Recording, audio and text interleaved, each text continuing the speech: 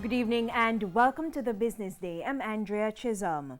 The Digicel Group has hit another hiccup in the plan to restructure its debt. A group of bondholders who should be repaid in 2023 has refused the company help to write off 1.6 billion of its $7 billion debt. Andrew Ladley has the update. The creditors hold about $925 million in bonds due for repayment in 2023.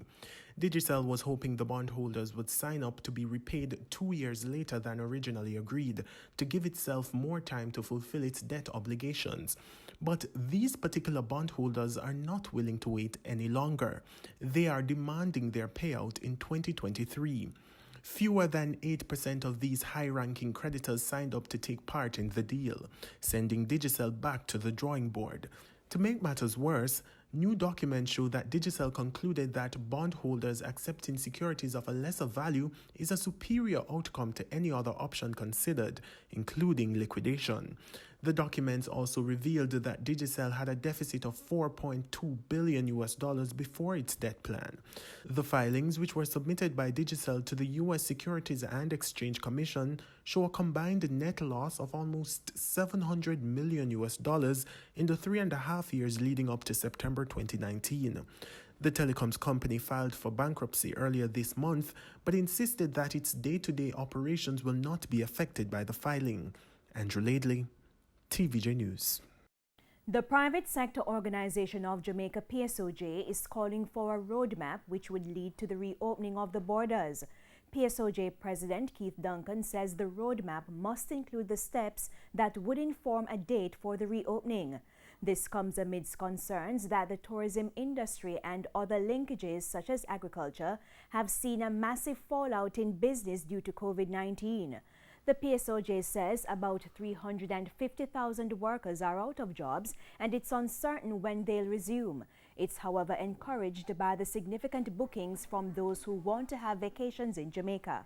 The Jamaica Hotel and Tourist Association recently made a similar plea. Bank of Jamaica BOJ will start the pilot phase for the long-awaited electronic FX trading platform on June 1. During the pilot, only deposit-taking institutions will be able to trade, while cambios familiarize themselves with the system as observers. After the pilot, the actual platform, including all authorized FX traders, will be introduced gradually in 3 phases.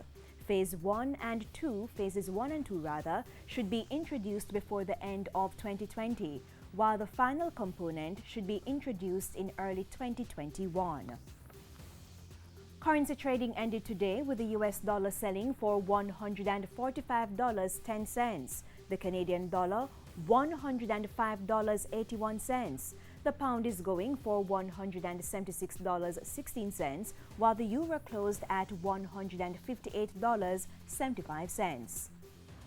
To the stock market now, the JSE index gained 6,322 points today, and the junior market index is up 14 points. Among the winners, JMMB Group 7.25% preference shares, MPC Caribbean Clean Energy, Salada Foods, Jamaican Teas, and Scotia Group Jamaica. On the losing side were 138 Student Living preference shares, Everything Fresh, Palace Amusement, Fontana, and Radio Jamaica.